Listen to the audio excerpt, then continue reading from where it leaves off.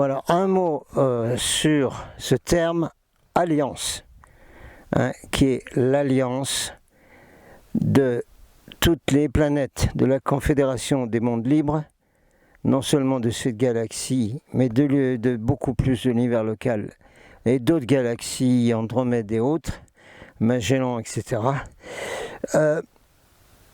C'est une alliance qui a été décrite là, qui est sous l'autorité de la hiérarchie spirituelle de l'univers et dont l'amiral Ashtar est le suprême commandeur spirituel, et donc Orton et Zou, que les Américains ont appelé Sananda. Donc cette alliance n'a absolument rien du tout à voir avec tout ce que vous voyez sur Internet. Encore une fois, ce que vous voyez sur Internet, vous pouvez en mettre de côté ou oublier plus de 90%. Hein. Si on oublie également toutes les discussions débiles sur la situation actuelle. Parce que ça peut réveiller un certain nombre de gens, mais les gens ils sont capables de se réveiller tout seuls en voyant tout ça. Maintenant, ne vous inquiétez pas. Donc, ça n'a rien à voir, donc, l'alliance Ashtar Command avec les alliances dont on parle sur la Terre, que ce soit les alliances de Chapeau Blanc, les alliances à l'intérieur des forces militaires des États-Unis ou d'ailleurs, où il y a des alliances qui se sont formées et qui sont dans les bases sous la Terre et qui sont également liées à des alliances des avions bleus. Hein, avion bleu ou je sais pas quoi, avec des histoires de fous, hein, où on mentionne pas du tout ni Ashtar, ni Orton et Sou, on mentionne pas du tout ça. On nous fait un grand buzz, un gros cinéma avec ces sortes d'alliances. Rien à voir, vous oubliez ça, c'est bon à mettre à la poubelle si vous avez téléchargé les choses de là-dedans. Et si vous les voyez à droite là, ou n'importe où dans vos réseaux sociaux, eh bien c'est même pas la peine d'aller fatiguer votre doigt sur la souris de votre ordinateur. Voilà. On arrête là pour l'épisode numéro 1, pour qu'il soit court, et on va en faire un certain nombre. Il va y avoir beaucoup d'épisodes, et on les fait tous courts pour l'instant, pour pouvoir passer ces vidéos rapidement et ne pas avoir des jours de téléchargement. Voilà. Eh bien, on est toujours dans les terres indiens et comme par hasard, les terriens sont confinés en auto-prison. Pas partout, puisque en Suède et dans des pays nordiques, scandinaves et dans pas mal d'endroits, il n'y a rien du tout. Les gens se promènent librement, ils n'ont pas de masque, il n'y a pas de confinement, ils vivent normalement.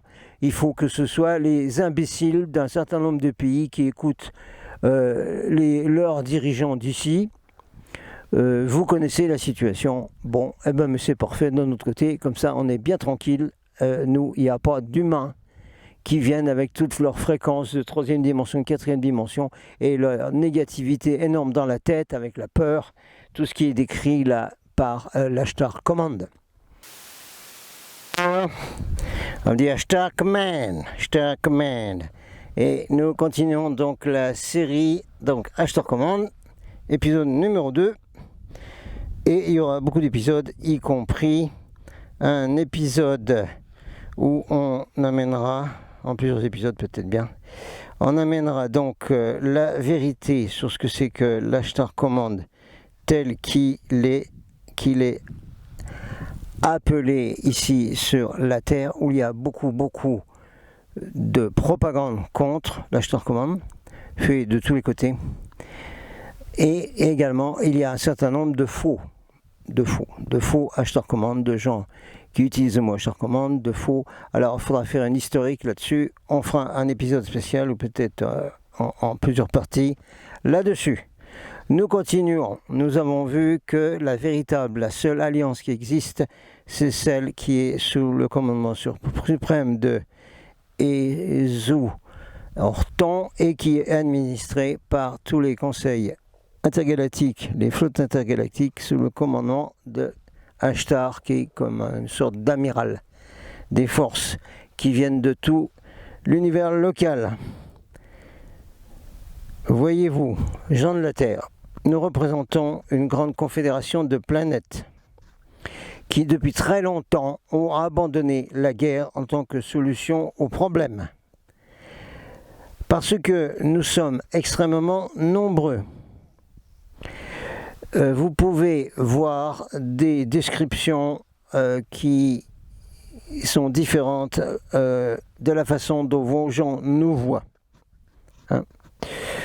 Nous sommes extrêmement spirituels et nous venons de dimensions différentes de la vôtre. C'est la seule raison pour laquelle nous sommes invisibles à vos yeux, que ce soit nos vaisseaux ou les êtres, nous, frères sur l'espace, quand nous sommes au milieu de vous. Sauf ici, côte, sauf dans une zone de vortex 5e dimension où il y a des portes interdimensionnelles où j'ai pu photographier la capitaine du vaisseau Janus, Venajoa. Et vous avez une photo, on va vous la remettre là, où on la voit sous une forme blanche et chaque fois que des contactés ont essayé de prendre des frères et sœurs de l'espace, eh ben, ils apparaissaient tout blancs. C'était du blanc parce qu'on ne peut pas les photographier tels qu'ils sont ici dans cette dimension. Une autre raison pourquoi nous restons invisibles, nous ne voulons pas vous effrayer d'aucune façon. Notre mission est une mission d'amour. On aurait depuis très longtemps pu prendre le contrôle de la planète si on l'avait voulu, parce que notre technologie est tellement avancée, bien plus avancée que la vôtre. Nous, l'Alliance de la paix du Conseil intergalactique. C'est un conseil intergalactique qui supervise toutes les activités de toutes les forces qui viennent pour la mission planétaire. Il nous est interdit, il ne nous est pas autorisé d'interférer dans les affaires des âmes de n'importe quelle planète, dans leur évolution, sans avoir le consentement des gens de cette planète et des gouvernements de cette planète. Il y a une pénalité pour ceux qui font de telles interférences et qui sont des espèces étrangères à une planète. La seule exception, c'est quand les lois de l'univers ont été violées. Dans ce cas, nous pouvons nous interposer avec la coopération d'autres membres de l'univers. Un exemple qu'on va donner ici, c'est le conflit atomique. Nous ne permettrons pas ceci, sauf si c'est extrêmement limité, parce que nous savons que non seulement des explosions atomiques qui ont été améliorées maintenant avec des bombes au plasma, avec des tas de choses, mais qui font toujours partie de cette affaire qui n'est pas autorisée dans l'univers, de casser le fonctionnement des atomes et des énergies, ou de créer des trous noirs, etc. C'est la même chose. Fermez parenthèse.